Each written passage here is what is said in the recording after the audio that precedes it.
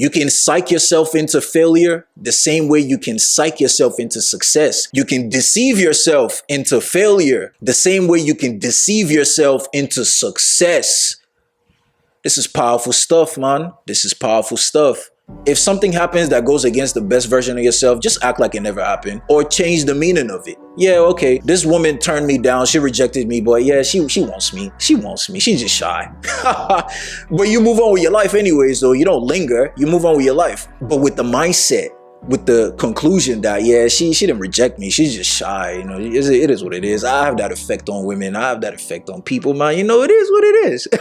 And you can apply this to anything. You can apply this to a job opportunity, a career, whatever. Think the best. Think the best for yourself. Expect the best for yourself, because you always get what you expect. Out of all the videos you could have stumbled upon, you stumbled upon this video. And I just want to tell you right now, for that reason, you are very fortunate. You're very lucky. This image that you are looking at right here represents your brain, or what I like to call it, your identity helmet. And I'll tell you why. A lot of people get too familiarized with their brains to the point where they think they are their brains. You see, you think your thoughts are you. You think your ideas are you. They're not. You think your personality is you. It's not. You think your beliefs are you. They're not. They are simply information that have been stored in your identity helmet, aka your brain, through the motion of consistency. And this is what I'm going to be breaking down to you in this video, so buckle up and let's get active. So here we have your frontal lobe,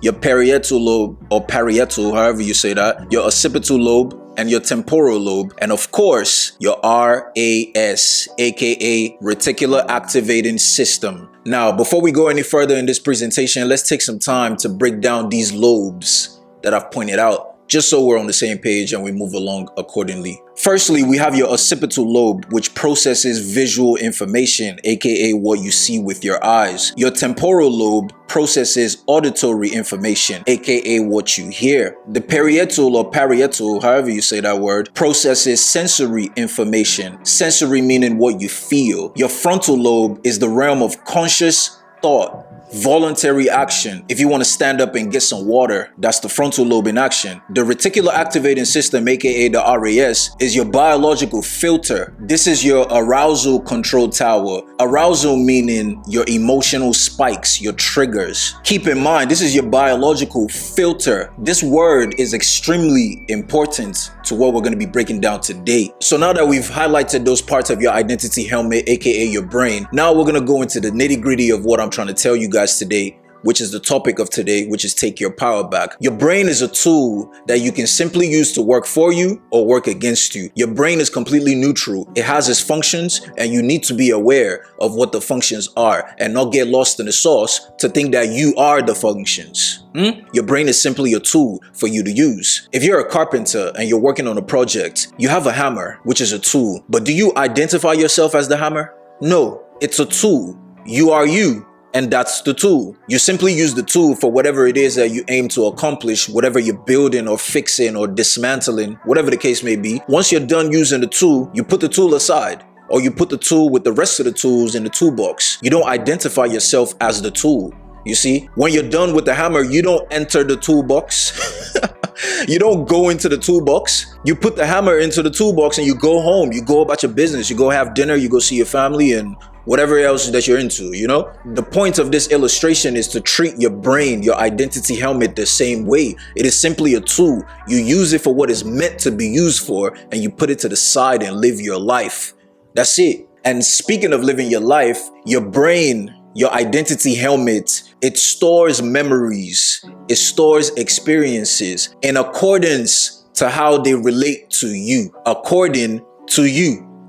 So each experience is neutral in nature. However, the understanding, the comprehension, the identification, the digestion of these neutral experiences are totally dependent on your belief system. And this belief system was installed into your identity helmet, aka your brain, from the ages of birth to 7 years old, approximately. You had no choice in your belief systems. You had no choice in your identity. You had no choice in the thoughts that you focus on. You had no choice when you were a baby. Simply because as a baby, you had to trade your power, your sovereignty for survival, security. You had no choice because as a baby, you couldn't take care of yourself. You were completely helpless. You could not be independent. Therefore, there had to be a trade-off. So for you to be secured and thrive, well, live in the first place before you even get to thrive, you had to trade that off for total dependency, physical dependency, psychological dependency, emotional dependency, so on and so forth. You pretty much became susceptible to your environment,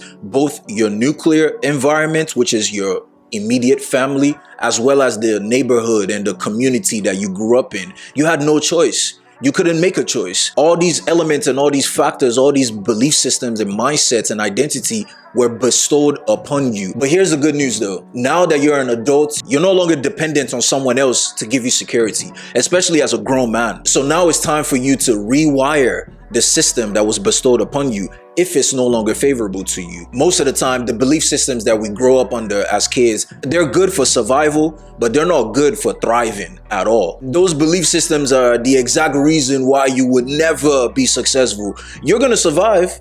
You will survive, but you're not going to thrive. You're not going to be successful. You're not going to be able to put your best foot forward. You're not even going to be brave enough to put any foot forward, even your worst foot forward. You're just going to be stagnant because those belief systems are programmed and designed for you to survive. It's not designed for you to thrive.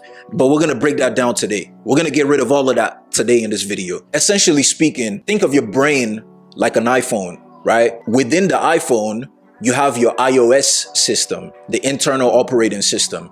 The same way inside your brain, there's an internal operating system. We call this beliefs.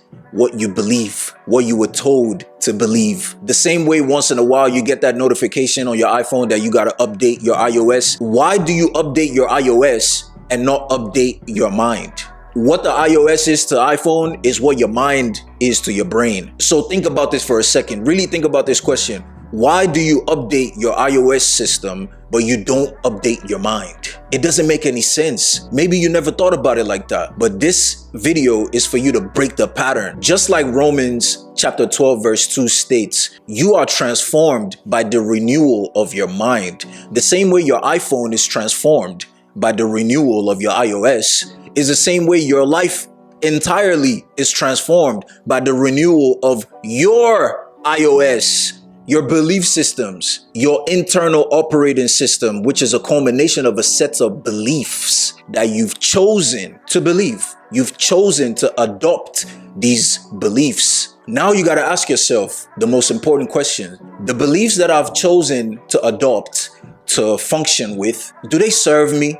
If the answer is yes, carry on, continue. But if the answer is no, then you are serving your beliefs. And one thing about beliefs, they are excellent servants, but horrible masters.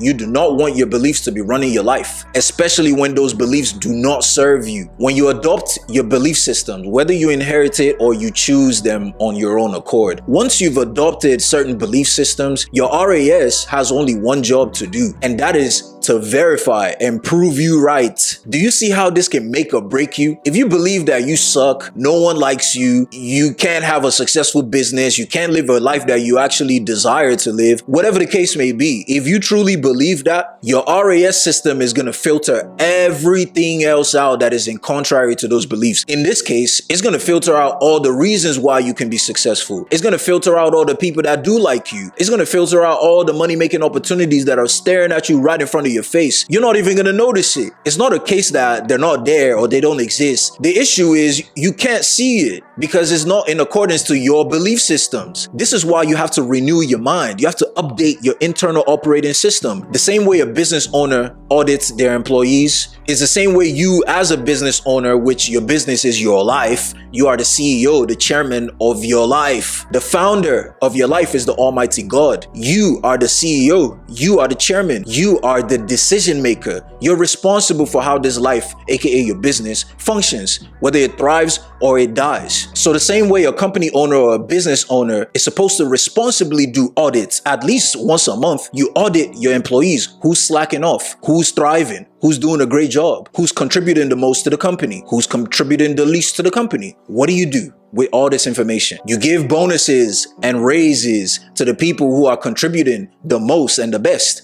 to your company, and you fire the rest. You fire them. That's the same process that you got to use for your internal operating system, for your set of beliefs. You find out the beliefs that are working for you, improving your life, the beliefs that contribute to you being the best that you can be, and you raise them up. You give them bonuses. You give them more attention. The beliefs that don't serve you, the beliefs of limitations, lack, scarcity, guess what's going to happen to them? They're gone. You're fired. They have no room in your company. They have no room in your life anymore because they are not in accordance to your company motto, to being the best that you can be. You see? Now I'm going to show you how to actually make changes in your mind, how to delete the beliefs that you no longer have use for, and how to improve and raise the beliefs that you actually do have use for and are helping your life. So here we have the 5 brain waves. We got gamma, beta, alpha, theta, and delta. Gamma is responsible for synchronization and insight. You know when you're in the shower or you're driving or washing the dishes or doing your laundry or something, and then there's something that you were thinking about that you just couldn't get the answer for, and then boom, it hits you. That's synchronization. That's your brainwave in gamma. Moving on, beta is responsible for alertness and concentration. This is when you're fully awake. This is when you're shaking and baking. You know, you're doing your thing. You know, you're fully awake. You have the day completely started at this point. That's when your brainwave is in beta, concentration. Next up, we have alpha. This is what you experience in the realm of meditation, relaxation. You're still alert in a way, but in a relaxed way. Maybe not necessarily concentrating, but in a way you kind of are, but not fully. But the point is you are in a relaxed state. Even if you are concentrating, is in a relaxed way. Next up, we have theta. This is where the magic happens. This is when you're in a trance or a daydreaming state. Theta was the brainwave that you were in from birth to 7 years old. This is why everything that you were seeing and hearing and learning stuck like glue, because you had no other choice. You didn't know anything else. In essence, you were in a constant state of hypnosis. You were just hypnotized really from birth to 7 years old. That's why everything sticks and goes straight to your subconscious mind. Because when your brainwave is in theta, there's a direct access to your subconscious mind. And this is where the magic happens. Like I said earlier, this is where you actually go in and tinker and make changes that would actually give you physical results, physical measurable outcomes in your life. And last but not least, we have delta, which is the state of deep sleep and transcendence. This is when you're just gone. This is when you're fully asleep, rapid eye movement sleep, and you're just gone. You're in dream world. You're in la la land. That's delta. So as I mentioned before, if you want to make real physical, tangible, measurable changes in your life, you got to get into the habit of going into the state of theta. This is right before you go to sleep or right after you wake up from sleep. In other words, you got to be in a drowsy state of being. You know, you're there, but you're not there. It's almost like you're in between worlds. You're in the waking world and you're in the dream world. You're in the physical reality, but you're also in the metaphysical reality, the world of insights, dreams, the astral plane, really. Once you get into that state of being, you want to imagine and visualize in full detail with sensory participation. You got to feel this shit. You want to see yourself as the best version of yourself. And the key thing here is to see yourself through your own eyes. You can envision yourself participating in the actions and the activities that the best version of yourself will be participating in. But you do not watch yourself. It's not like a third person point of view. Don't watch yourself doing things. Watch as yourself doing things. Look through your own eyes. This is what makes it extremely potent and believable to your subconscious mind. And guess what? This is where we have the advantage. Your mind, your subconscious mind doesn't know the difference between what you are actually physically experiencing and what you are imagining. This can make or break you. You can psych yourself into failure the same way you can psych yourself into success. You can deceive yourself into failure the same way you can deceive yourself into success. This is powerful stuff, man. This is powerful stuff. So take this into consideration and practice as the best version of yourself, no matter what happens. If something happens that goes against the best version of yourself, just act like it never happened or change the meaning of it. Yeah, okay, this woman turned me down. She rejected me, but yeah, she wants me. She wants me. She's just shy. But you move on with your life anyways, though. You don't linger. You move on with your life. But with the mindset, with the conclusion that, yeah, she didn't reject me. She's just shy. You know, it is what it is. I have that effect on women. I have that effect on people, man. You know, it is what it is. And you can apply this to anything. You can apply this to a job opportunity, a career, whatever. Think the best. Think the best for yourself. Expect the best for yourself, because you always get what you expect. And with that being said, till next time, cheers.